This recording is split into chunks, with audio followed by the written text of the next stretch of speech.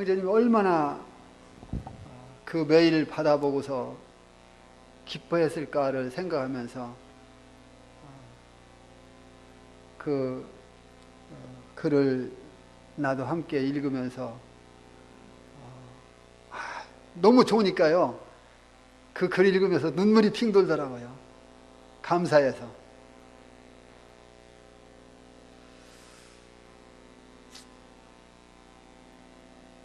네. 요한계시록 말씀 이어서 또 함께 계속 보겠습니다. 16장 8절부터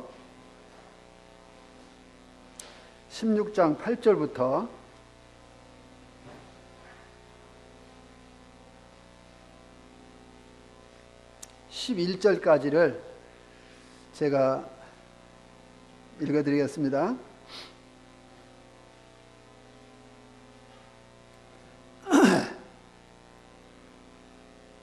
넷째 천사가 그 대접을 해에 쏟음에 해가 권세를 받아 불로 사람들을 태우니 사람들이 크게 태움에 태워진지라.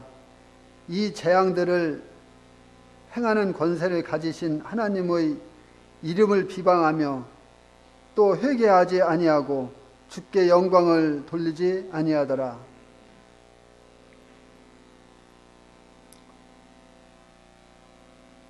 또 다섯째 천사가 그 대접을 짐승의 왕좌에 쏟으니 그 나라가 곧 어두워지며 사람들이 아파서 자기 혀를 깨물고 아픈 것과 종기로 말미암아 하늘의 하나님을 비방하고 그들의 행위를 회개하지 아니하더라.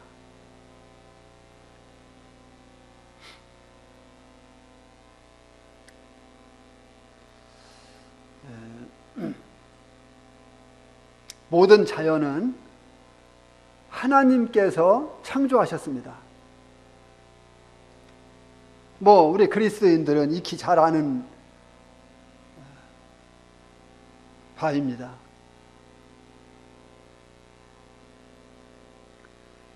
모든 만물을 하나님이 창조하셨다는 것에 대해서 부정할 그리스도인들은 없습니다. 그리고 그 창조한 만물 속에서 사람들은 많은 유익을 얻고 그것들로부터 삶에 필요한 모든 것들을 공급받고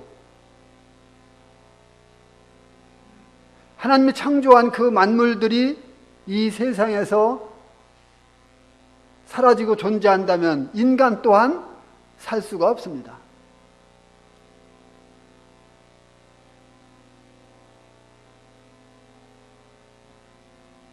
특별히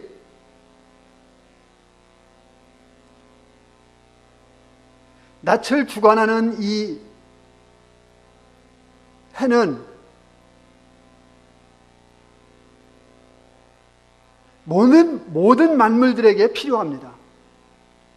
모든 만물들이 이 해가 없으면 살아남을 수 없습니다. 열매를 거둘 수 없습니다.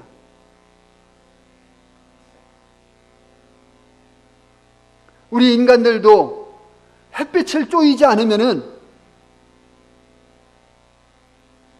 햇빛을 쬐이지 않은 그 사람은 병들 확률이 높고 사망할 확률이 높다고 하는 것을 누구나 다 잘. 그래서 하나님께서 창조한 만물, 이 만물들은 참으로 우리에게 유익한 것입니다. 그런데 하나님이 창조한 이 만물 중에 해에게 넷째 천사가 하나님의 진노가 가득히 담긴 이 대접을 쏟으니까 해가 권세를 받았다고 말하고 있습니다. 자, 다시 한번 보겠습니다. 8절. 넷째 천사가 그 대접을 해에 쏟음에 해가 권세를 받아.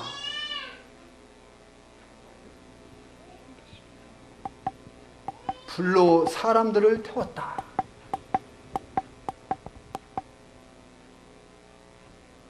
해가 권세를 받아 불로 사람들을 태웠다. 지금은 해가 사람들에게 유익을 줍니다.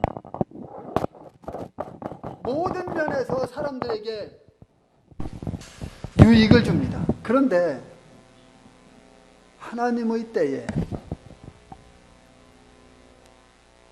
하나님께서 넷째 천사에게 하나님의 진노가 가득히 담긴 이 대접을 해에 쏟으라고 명령하시는데, 그 말씀에 순종하여 넷째 천사가 그 진노가 가득히 담긴 대접을 쏟으니까 해가 권세를 받았다고 하는 것입니다.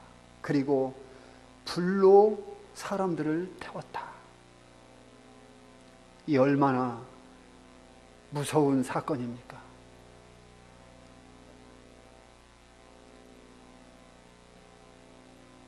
(7년대) 환란을 생각할 때에 참으로 끔찍한 것입니다.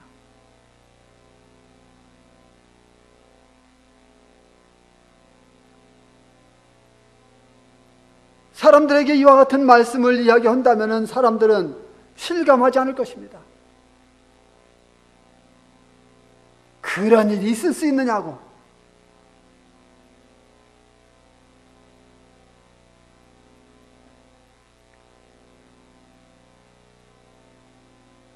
계시록 8장에서 보았듯이 네 번째 나팔 심판은 해, 달, 별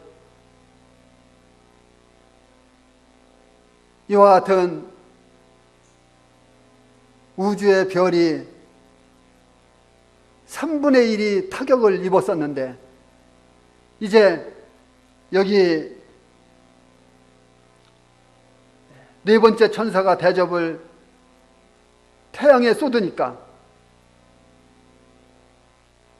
어떤 일이 벌어집니까?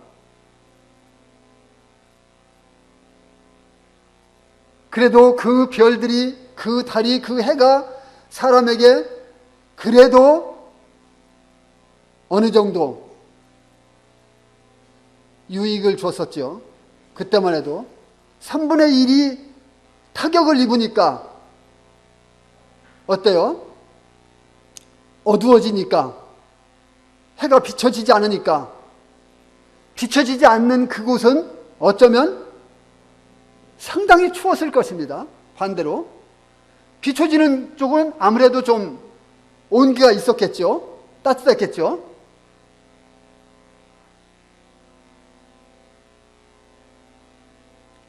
그런데 여기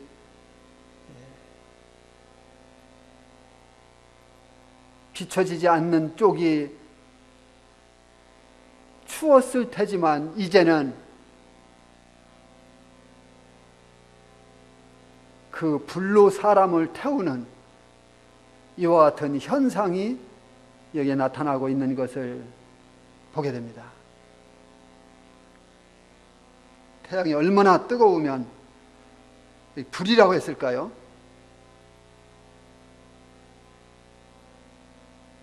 이것은 어쩌면 태양으로부터 나오는 광선을 이야기하지 않을까 생각합니다.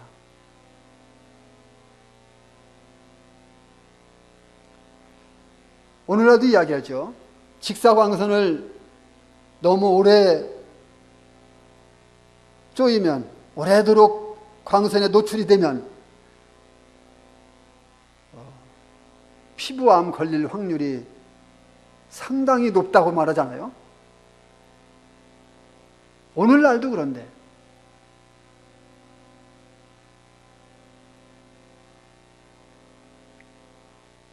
성경에서 불은 흔히 심판과 관련이 있습니다. 베드로후서 3장 7절을 보면은 이제 하늘과 땅은 그 동일한 말씀으로 불사르기 위하여 보호하신 바 되었다고 말씀하고 있습니다. 이제 하늘과 땅은 그 동일하신 말씀으로 노아 시대에 물로 심판을 명하셨던 그 하나님의 동일하신 말씀으로 불사르기 위하여 보호하신 바 되었다. 이렇게 말씀해 주시고 있는 것을 볼 수가 있습니다. 그래서 해가 권세를 받아서 불로 사람들을 태우는 것은 이것은 명백한 하나님의 심판인 것입니다.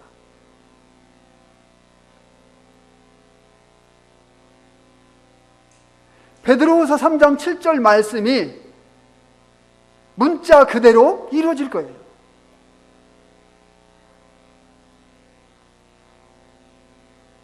끔찍한 날들이 올 것입니다. 여기 본문에서 해로 하여금 이 불을 내어서 태우는 이 심판을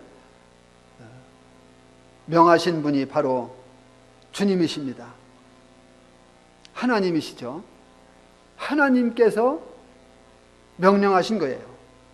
하나님 모든 자연을 창조하셨을 뿐만 아니라 또 그것들을 주관하시고 운행하고 계시며 그것들을 사용하시는 것을 부인할 수가 없는 것입니다.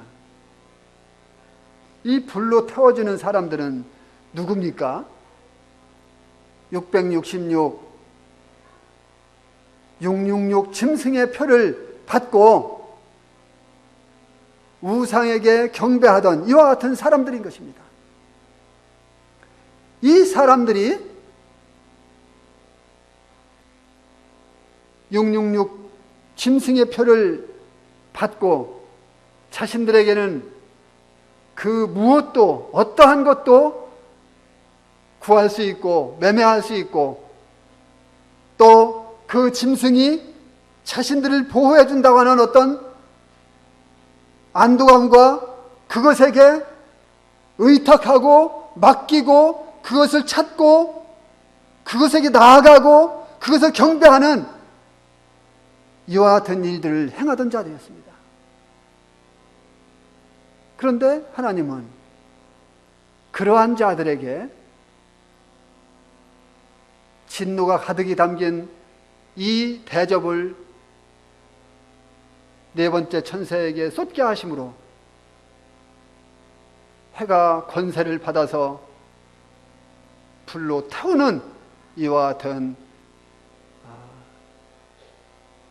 심판을 하나님께서 행하고 계시는 것을 볼 수가 있습니다. 여기 이제 악하고 독한 종기가 나서 고통을 당하는 이와 같은 그들에게 태양의 뜨거운 불은 더 고통을 주고 더 아픔을 주고 그 상처를 말할 수 없이 고통을 느끼게 하는 이와 같은 일이 될 것입니다.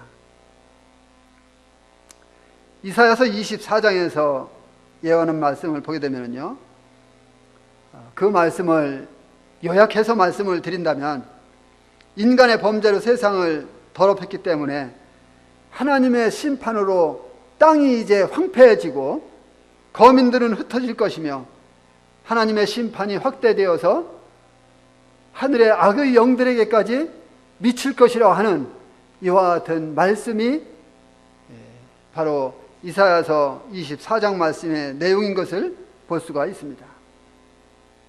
그리고 이사야서 24장 우리 한번 보시겠습니다. 6절에서는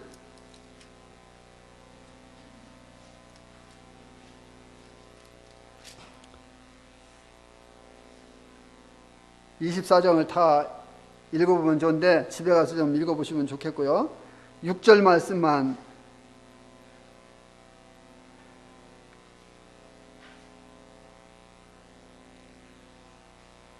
읽어드리겠습니다. 그러므로 저주가 땅을 삼켰고 그 중에 사는 자들이 정죄함을 당하였고 땅의 주민이 불타서 남은 자가 적도다. 하나님의 심판은 먼저 이스라엘로부터 시작됩니다. 왜냐하면 여기 24장 2절에 보면은 제사장을 언급하고 있는데, 이 제사장을 언급한 것은 이스라엘 나라라고 하는 것을 알 수가 있는 것입니다.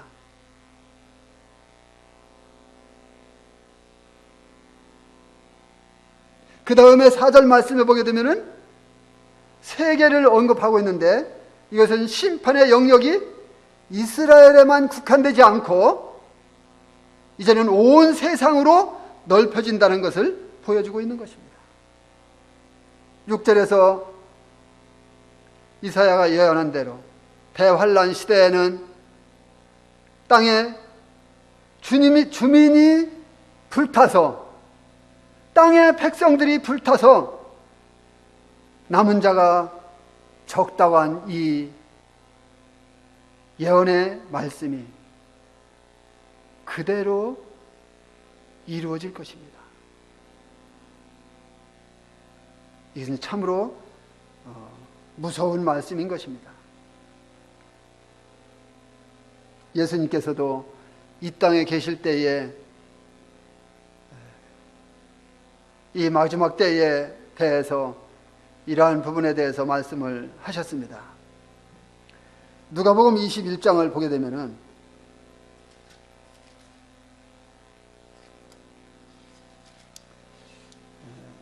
누가복음 21장 25, 26절을 좀 읽어드리겠습니다.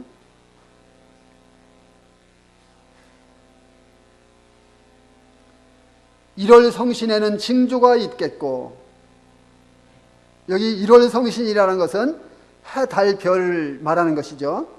1월 성신에는 징조가 있겠고, 어떤 징조입니까? 지금까지는 이 해, 달, 별이 자기 궤도를 이탈한 적이 없어요. 하나님께서 명령하신 대로 그대로 지키는 거예요. 1월 성신에는 징조가 있겠고, 그 다음에 뭡니까? 땅에서는 민족들이 바다와 파도의 성난 소리로 인하여 혼란한 중에 곤고하리라. 26절, 사람들이 세상에 임할 일을 생각하고 무서워함으로 기절하리니 이는 하늘의 권능들이 흔들리겠습니다.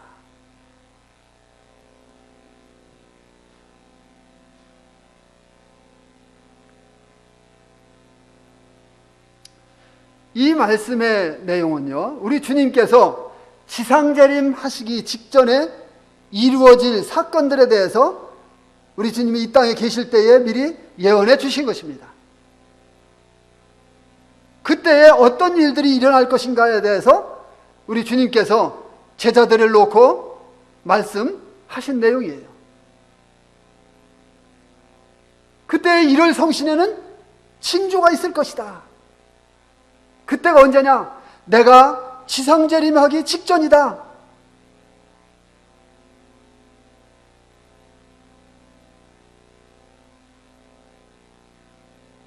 하늘의 별들이 이탈하고 권능들이 흔들릴 것이다.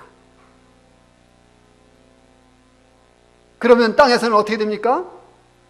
상대적으로 달이 제자리에서 정상적인 운행을 해야 되는데 그렇지 못하니까,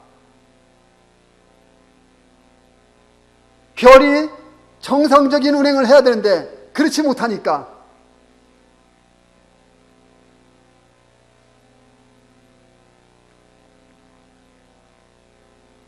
우주계가 뒤죽박죽 되니까 이제 이 땅의 모든 것들이 뒤죽박죽 될 것입니다. 엄청난 지진이 올 것이고, 그 지진으로 인해서 해일이 땅을 덮을 것이고, 사람들은 이와 같은 일들을 겪으면서 기절하게 되고, 엄청난 사건이 있을 것에 대해서 우리 주님도 말씀해 주셨어요.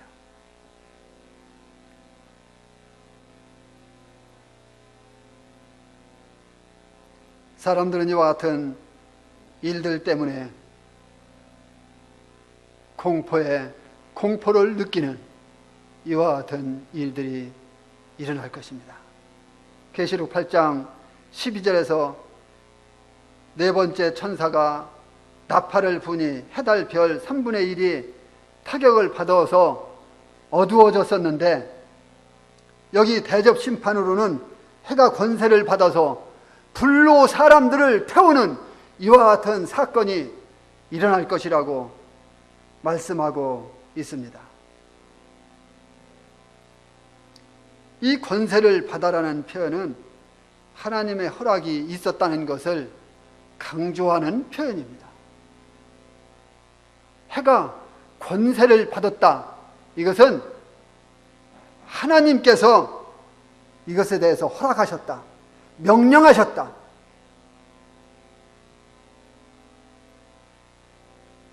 이런 아주 강한 표현입니다. 따라서 우리가 앞에서 찾아본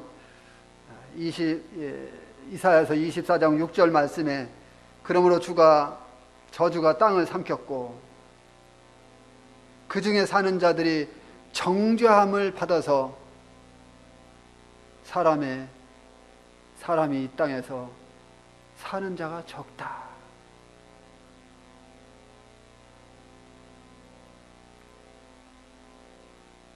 생각해 보세요. 땅에 사는 사람들이 불타 죽는다고 한번 생각해 보세요. 얼마나 끔찍한 일인지. 그런 일이 앞으로 이 세상에 온다고 하는 것입니다.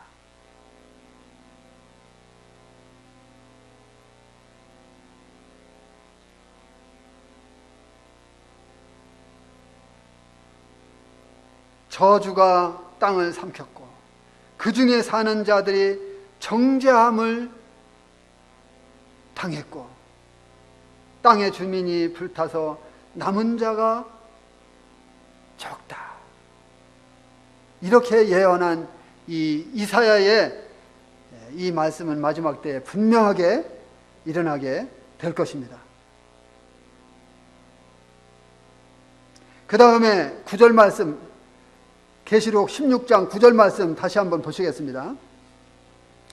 사람들이 크게 태움에 태워진지라 이 재앙들을 행하는 권세를 가지신 하나님의 이름을 비방하며 또 회개하지 아니하고 주께 영광을 돌리지 아니하더라. 여기 사람들이 크게 태움에 태워진지라 이렇게 말씀하고 있는데, 이 사람들은 누구라고요? 666 짐승의 표를 받은, 그리고 그 짐승의 우상에게 경배를 한 이와 같은 사람들이라고 하는 것입니다. 여기 8절보다 더 강한 표현이 기록되어 있습니다. 무엇입니까? 크게 태워진지라. 크게 태워졌다는 것입니다. 8절에서는 그냥 불로 사람을 태웠다고 했는데 9절에서는 사람들이 크게 태움에 태워졌다. 이것은 그 불이 얼마나 뜨거운지를 보여주고 있는 것이 아닌가 생각하게 됩니다. 지금은 그래도 북극과 남극에 어떻습니까? 북극과 남극을 지금 말한다면 특징적이 뭐예요? 춥다는 거죠. 얼음이 녹지 않고.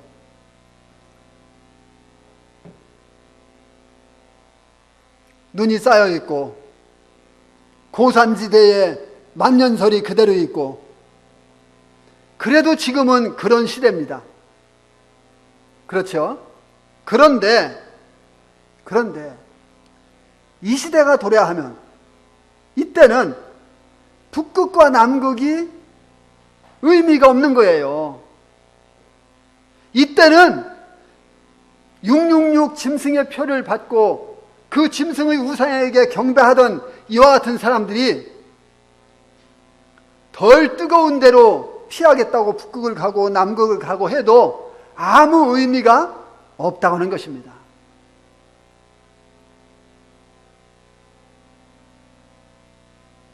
얼마나 끔찍한 때입니까? 그것으로 피한다 할지라도, 그것으로 도망간다 할지라도 하나님께 권세를 받은 태양은 그들을 불로 태울 것입니다.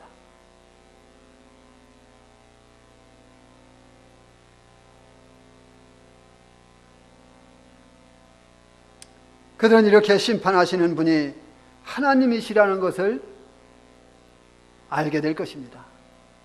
안타깝게도 이렇게 심판하시는 분이 하나님이시라는 것을 알면서도 그들은 하나님께로 돌아오질 않는다는 거예요. 자신들의 죄를 회개하고 자신들의 죄 때문에 이와 같은 일이 생겼다고 뉘우치고 인정하고 하나님께로 돌아와야 되는데 돌아오지 않는다는 거예요.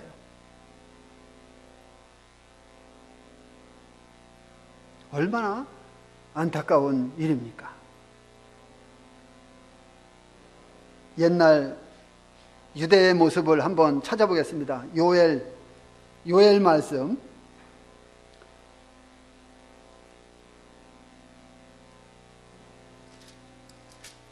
요엘 2장입니다. 구약성경 요엘 2장 12절로 14절.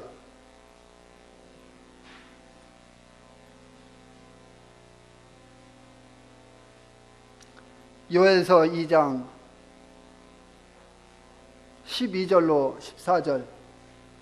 여호와의 말씀에 너희는 이제라도 금식하고 울며 애통하고 마음을 다하여 내게로 돌아오라 하셨나니 너희는 옷을 찢지 말고 마음을 찢고 너희 하나님 여호와께로 돌아올지어다. 그는 은혜로우시며 자비로우시며 노하기를 더디하시며 인애가 크시사 뜻을 돌이켜 재앙을 내리지 아니하시나니 주께서 혹시 마음과 뜻을 돌이키시고 그 뒤에 복을 내리사 너희 하나님 여호와께 소제와 전제를 드리게 하지 아니하실는지 누가 알겠느냐.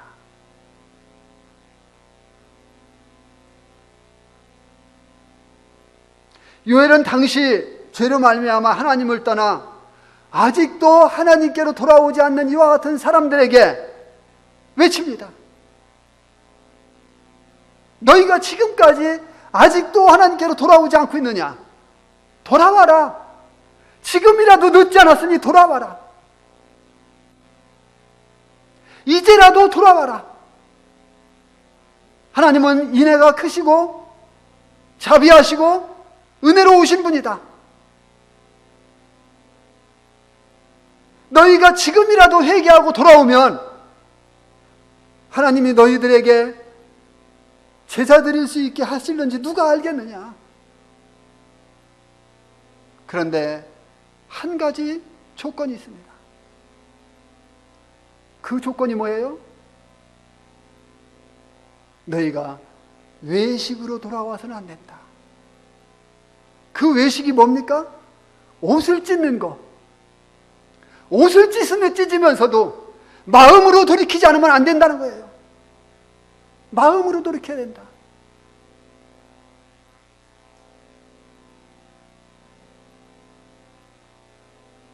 (12절에) 여호와의 말씀에 너희는 이제라도 금식하고 울며 애통하고 마음을 다하여 내게로 돌아오라. (13절에) 너희는 옷을 찢지 말고 마음을 찢고 너희 하나님 여호와께로 돌아올지어다.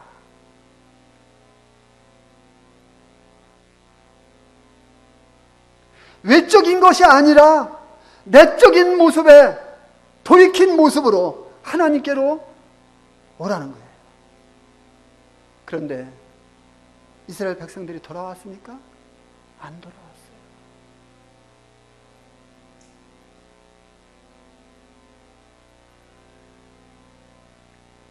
안 돌아왔어요. 대환란 때에도 사람들은 회개하기는커녕 이 재앙을 내리신 하나님을 비방하고 하나님을 향해서 원망하고 돌아오지 않을 것입니다. 자기의 죄를 인정하지 않을 것입니다. 회개하는 일이 없을 것입니다. 왜 그럴까요? 마음이 그만큼 강팍해졌으니까.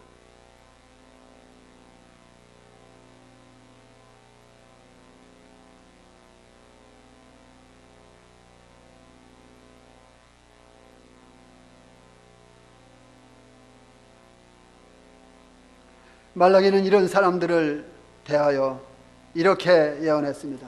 우리 구약성경 맨 마지막 장 말라기를 한번 보시겠습니다.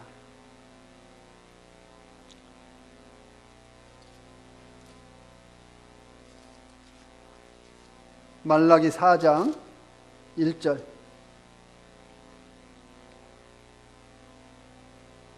말라기 4장 1절.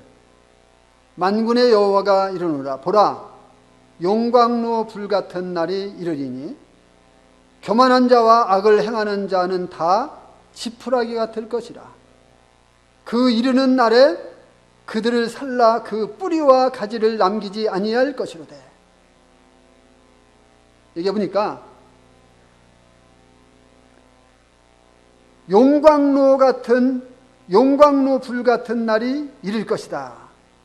이 용광로 불 같은 날이 이르는데, 용광로는 쇠를 녹이는 걸 말하잖아요. 그런데 용광로 불 같은 날이 이르는데 어떤 자들에게 이것이 해당이 됩니까? 교만한 자와 악을 행하는 자와 하나님을 향해서 대적하고 하나님께 돌아오라고 외치는데도 거절하고 하나님을 향해서 원망하고 오히려 하나님을 대적하는 이와 같은 자들, 이런 자들이 바로 악을 행하는 자들이 아니겠습니까?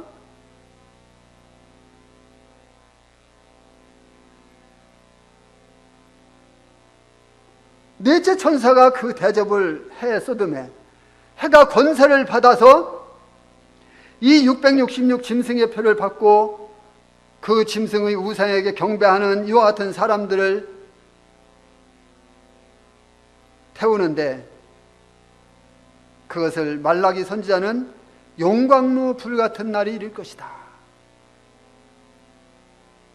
이렇게 말씀하고 있습니다. 그 날이 다가오는데 그 날에 그들을 살라서 뿌리와 가지를 남기지 않을 것이다. 완전히 쓸어버리겠다는 거예요. 완전히 없애버리겠다는 거예요. 7년대 환란은요, 7년대 환란은 그래서 하나님을 대적하고 하나님을 모르고 하나님을 저주하고 하나님께 자신의 죄를 인정하고 돌아오지 않은 우상을 섬긴 이와 같은 사람들을 심판하는 때입니다. 무서운 때예요. 정말 무서운 때예요.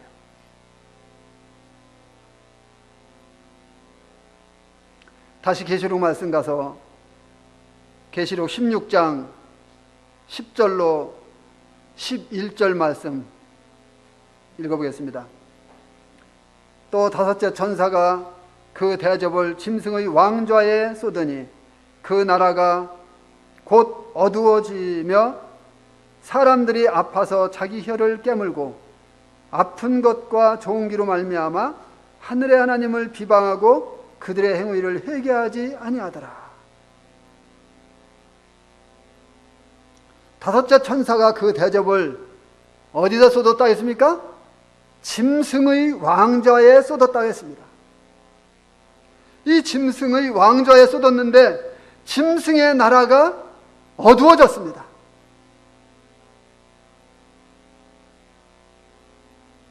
얼마나 끔찍한 일입니까? 이것은 출애굽기 10장 21절로 23절 말씀을 보게 되면요, 하나님께서 애굽에 내렸던 9번째 재앙 때에도 3일 동안 완전히 어둡게 해서 흑암 가운데 있게 하셨죠. 하나님의 무서운 심판이었습니다. 사람들이요, 앞에 있는 무엇인가를 집으려고 하면은 보이지 않으니까 더듬어야 됐던 것입니다. 더듬어야. 아무것도 안 보였어요. 앞에 있는 가족들조차도 안 보였어요. 완전한 흑암으로 하나님께서 심판하셨던 거예요. 이렇게 너무나 어두워서 캄캄해서 흑암 가운데 있었기 때문에 애굽 사람들은 3일 동안 자기 처소를 나가지 않았어요. 자기 처소에서 일어나지 않았다고 성경은 기록하고 있습니다.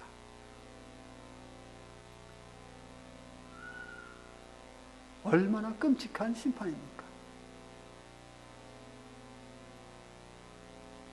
여기 지금 하나님께서 이제 5째 천사에게 그 대접을 짐승의 왕좌에 쏟으라고 명령하셨습니다.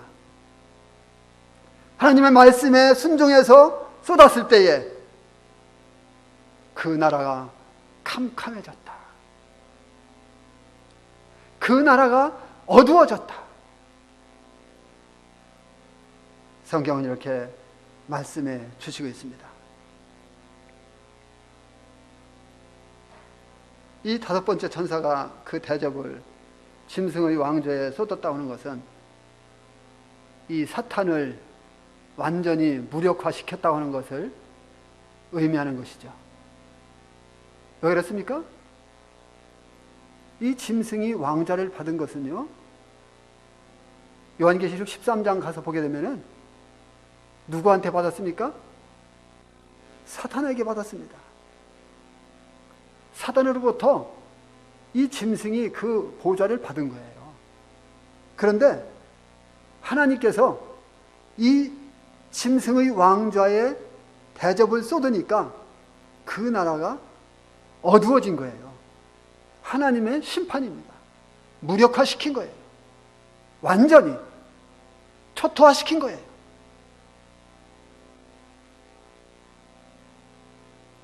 어둠의 세력,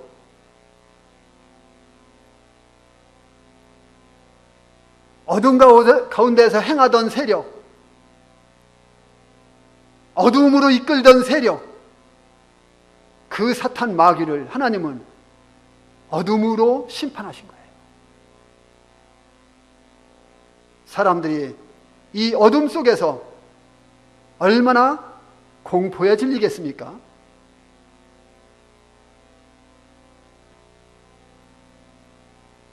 성경은 그 나라가 얼만큼이라고 규명 지어주진 않습니다. 어떤 사람은 EU 10개국일 것이다. 어떤 사람은 부활 로마 제국일 것이다. 어떤 사람은 이스라엘 나라일 것이다. 분분합니다마는 저는 그것에 대해서 어느 곳이라고 단정 지을 수는 없습니다. 그러나 분명한 것은 하나님께서 짐승의 왕좌에 5번째 대접을 쏟으니까 완전히 그 나라가 어두워졌다고 하는 것입니다. 이것은 참으로 공포에 질리는 이와 같은 심판이 아닐 수 없습니다. 여기 이와 같은 어둠과 심판에도 불구하고 사람들은 하나님께 돌아온다거나 자기의 죄를 인정하고 회개한다거나 그러지 않습니다. 이 대접을 짐승의 왕자에 쏟은 것으로 나타난 사람들의 반응은 무엇인지 세 가지로 보겠습니다. 첫째, 사람들은 아파서 자기의 혀를 깨물었다고 하는 것입니다. 이 악하고 독한 종기로 인해서 자기 혀를 깨물 정도로 얼마나 고통스러운 것인가 하는 것을 생각해 보게 되는 것입니다. 하지만 그런 고통에도 불구하고 그 속에 하나님께 대한 분노가 그들 마음 가운데서 일어나는 것을 보게 됩니다. 두 번째, 그들은 11절에 아픈 것과 종기로 인해서 하늘의 하나님을 비방하고 있는 것을 볼 수가 있습니다.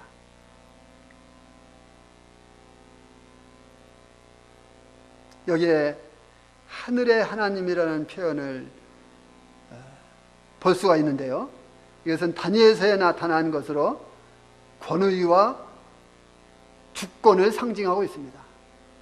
우리 주님의 권위, 주권, 이와 같은 것을 이야기하고 있습니다. 우리 다니엘서 말씀 한번 보실까요?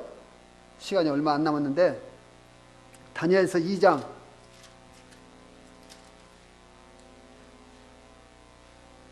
44절, 다니엘서 2장 44절 제가 읽어드리겠습니다.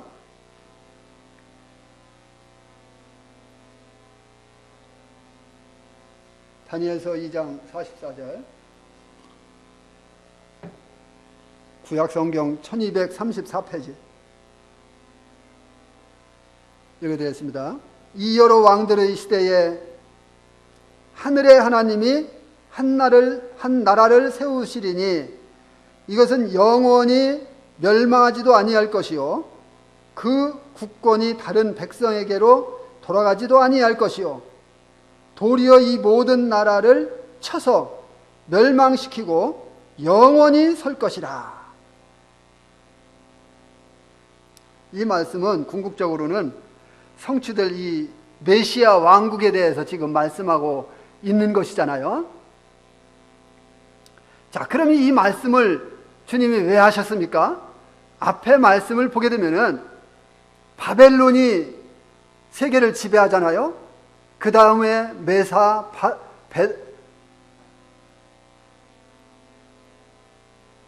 메데 바사, 헬라, 로마, 이와 같은 순으로 계속해서 강한 손들이 나라를 빼앗고 지배하고 바뀌는 것을 볼 수가 있습니다. 그렇잖아요? 그래서 이 세상 역사를 보면은 계속 뺏기고 또 빼앗고 하는 이와 같은 역사인 것입니다. 그런데 하나님의 나라, 하나님이 세우시는 이 나라는 영원할 것이다. 이 나라는 그 백성이 바뀌지 않을 것이다. 백성이 바뀌지 않는다는 말이 뭐예요? 나라가 빼앗겨지지 않을 뿐만 아니라 우리의 구원이 영원하다는 것을 또한 의미하기도 해요. 이런 나라가 올 것입니다. 얼마나 감사합니까? 얼마나 우리가 행복한 자들입니까? 세상 나라는 이와 같이 뺏기고 빼앗고 뺏어 먹고 이와 같은 일들이 계속 반복되지만 하나님이 세우시는 왕국은 그 백성이 바뀌지 않을 것이다.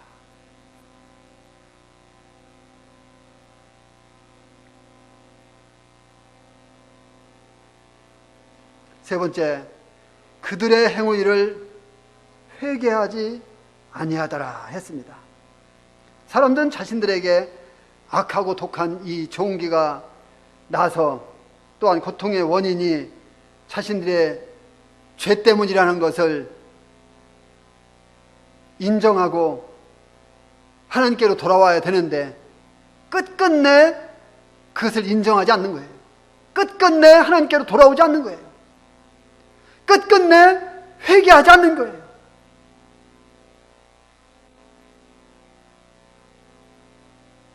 왜 그렇습니까? 왜 사람들이 그럴까요? 7년대 환란 후반부로 가면 갈수록 사람들의 마음은 더욱더욱 강팍해져서 더욱더욱 악해져서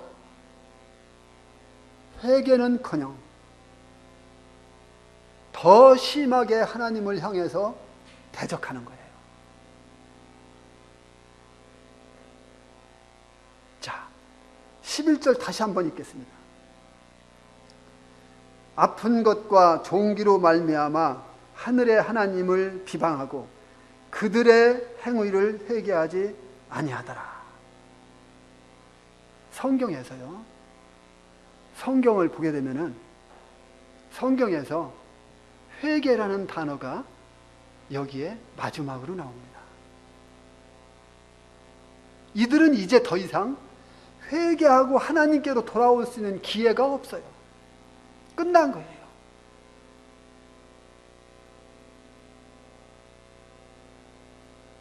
얼마나 비참한 인간들입니까? 얼마나 비참한 가운데 지옥으로 떨어질 사람들입니까? 이와 같은 시대에 우리는 어디 있다고요? 우리는 공중에서 주님과 함께 혼인잔치에 참여합니다. 얼마나 행복자예요.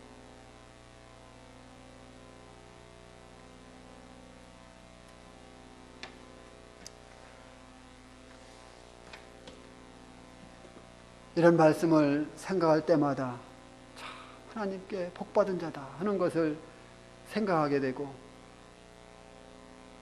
더 하나님께 감사되고